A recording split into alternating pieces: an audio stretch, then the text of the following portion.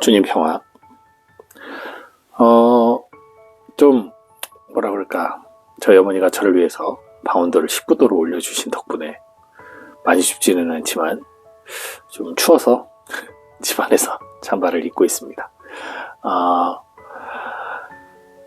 여러분, 어떤 죄인, 범죄를 저질러서 이제 감옥에 갇힌 사람들, 그리고 그 사람들이 무기징역이나 어떤 사형과 같은 큰 어떤 형벌을 받을 경우에 그것을 받았다고 해서 그 사람이 자기 죄값을 다 치렀다라고 느껴지시나요? 물론 이제 제3자의 입장으로 봤을 때는 큰 생각을 안 할 수도 있고, 그리고 뭐 죄의 경중에 따라 혹은 그 범죄자의 어떤 억울한 사연이나 어떤 그런 것에 따라 느끼는 감정은 다를 수 있겠지만, 대부분 어떤 중한 범죄, 즉 중죄로 인해서 큰 형벌을 받는 이들에 대해서 보편적으로 사람들은 관대하지 않아요. 즉 그들이 무기징역을 살든 사형을 당하든 그것을 가지고 충분히 대가를 치렀다 라고 느끼기보다는 저거는 저렇게 죽어도 충분히 대가를 치르지 못한 거야 라고 생각하는 경우가 더 많습니다.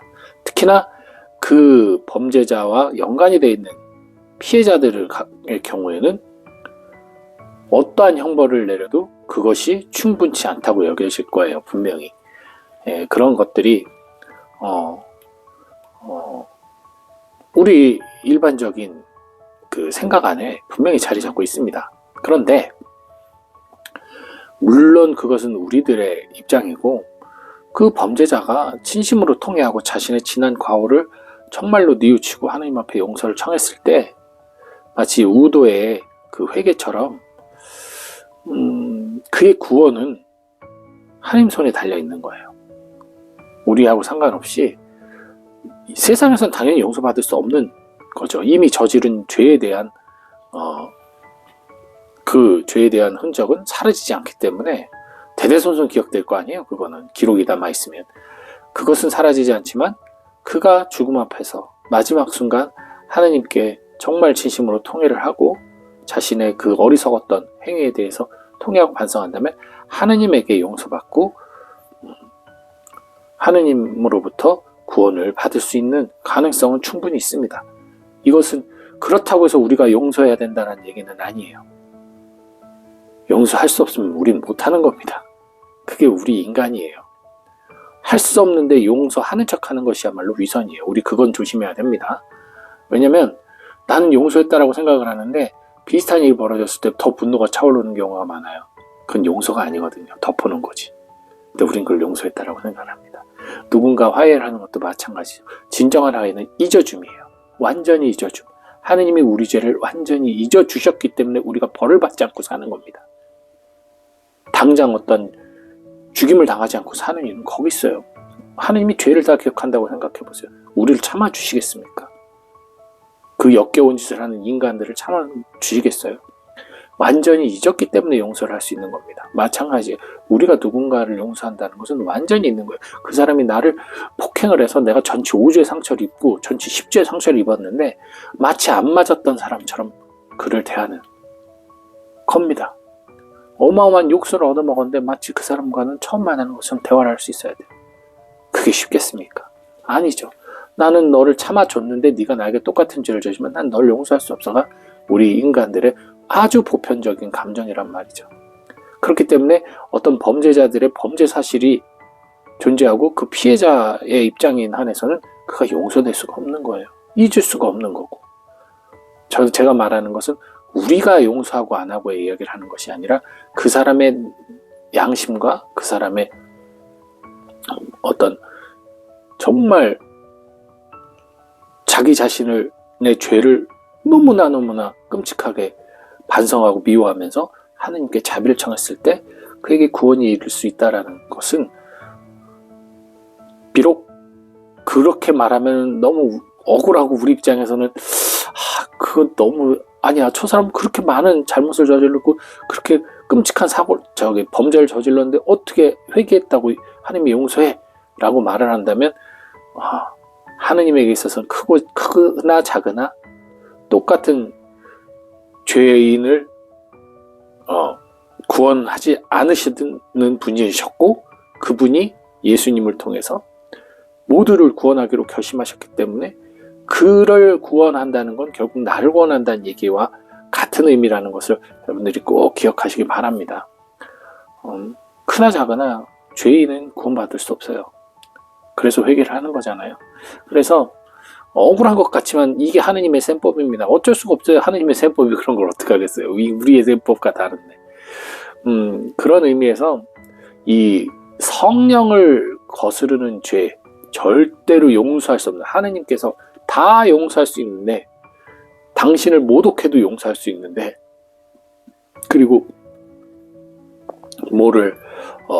어떠한 죄를 져도 용서할 수 있는데 오직 하나 용서할 수 없는 것이 그 성령을 거스르는 죄라고 예수님께서 말씀을 하셨단 말이죠.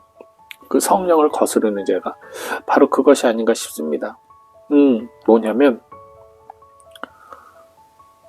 아까 말씀드린 것처럼 하느님 안에서 회개를 하고 용서받을 수 있어요. 어떠한 죄도 용서받을 수 있는데 그것을 용서할 수 없는 유일한 존재는 나예요.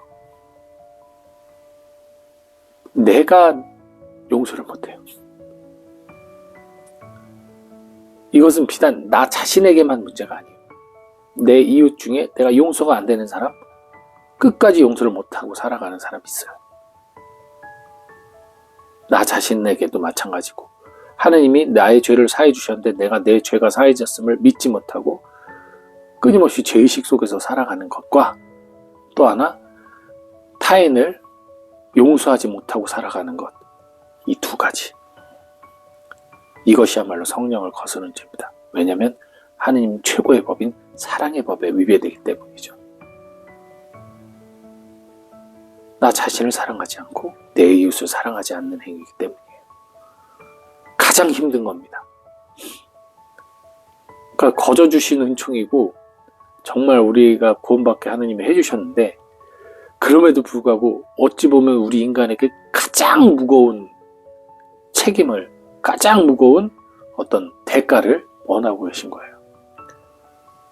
여러분 살면서 아마 충분히 체험하실 겁니다. 그게 얼마나 어려운 것인지. 유일한 해결책 하나예요. 제가 영상에서 끊임없이 얘기한 건데요, Here and Now입니다. 내가 지금만 살아가고 지금만 생각하고 지금 이 순간을 살아갈 때 용서가 가능해요. 아까 말한 것처럼 용서는 잊어줌이거든요. 잊어버렸기 때문에 용서할 수 있는 거예요. 용서라는 말을 할 필요도 없이 잊어버렸기 때문에 용서가 된 거예요. 그리고 오늘을 사는 사람은 바로 오늘의 지금 나를 알아차리고 나를 나를 이렇게 돌보는, 지금 살아있는 나를 중심으로 살아갈 수 있기 때문에 다른 어떠한 나보다, 과거를 떠올리고 추억하고 영광을 떠올리는 나보다, 미래를 계획해서 오늘을 그냥 고생하면서 살아가는 나보다 더 나를 사랑하고 아낄 수가 있죠. 지금 살아있는 나를 더 존중하고 받아들일 수가 있죠. 이 방법 외에는 우리 인간의 힘으로는 그 누구도 용서할 수 없습니다. 나 자신마저도. 그것이 바로 성령을 거스르는 죄예요. 왜? 그것은 예수님의 온 인류의 죄를 짊어지고 십자가에 못 박혀서 보속하시고 용서해 주셨다는 우리 근본의 믿음을 거부하는 거기 때문이죠. 그렇기 때문에 여러분 꼭 기억하십시오. 다 필요 없습니다. 그냥 오늘 지금 이 순간을 늘 누리면서 살아가시길 바라요. 그래야만 정말 이웃사랑이라는 게 거기서 일어나는 겁니다. 지금 내가 만난 사람 앞에서 최선을 다해, 그 사람이 어제 나를 괴롭혔든 말든 그냥 그 사람의 오늘의 그 사람에게 잘하는 겁니다. 그 사람이 나한테 또 해코지했어? 화가 났어? 오늘 화가 났어? 그 사람이 너무 미웠어? 다음날 또 있고 그냥 또 그 사람하고 하는 겁니다. 대신 호구가 되라는 얘기는 아니에요. 호구가 되라는 얘기는 아니에요. 호구는 자기가 호구인지 모르고 호구 이렇게 모를 때 호구라고 하죠. 근데 우리는 의식적인 호구가 되는 겁니다. 내가 호구가 됨에 있어서도 오히려 그것으로 나는 기뻐요. 누군가를 내가 희생하는 것이 기쁘게 될 때. 의식적인 호구죠. 사람들 눈엔 어리석게 보이겠지만 나는 그것으로 기쁨을 얻고 그것으로 평화를 얻을 수 있어요. 그것이 자신 없다면 차라리 판단을 중지하십시오. 사실 천주교 신자라고 해서 개신교 신자처럼 어떤 죄에 대한 것에 좀 무뎌지고 믿음으로 나 구원받았다는 그 믿음 하나로 좀 자유로워지지 못하는 부분 제가 많이 좀 지적을 했었었죠. 좀 개신교 신자들처럼 믿습니다 고백하면서 좀 기쁘게 살았으면 좋겠습니다 이런 얘기 했어요. 근데 그럼에도 불구하고 이 부분만큼은 우리가 늘 성찰하고 돌이켜봐야 돼요. 늘 깨어야 돼요. 늘 깨어서 지금 이 순간을 내가 알아차림을 해야 됩니다.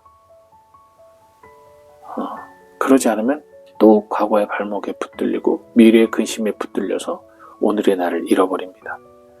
그리고 과거의 그를 미워하던 그를 또 불안으로 대하는 그를 사랑할 수 없게 돼요. 그러니 지금을 살아가는 우리가 됩시다. 그것이 우리가 살아있는 성령과 마주하며 성령을 거스르지 않는 유일한 방법입니다. 주님 평안.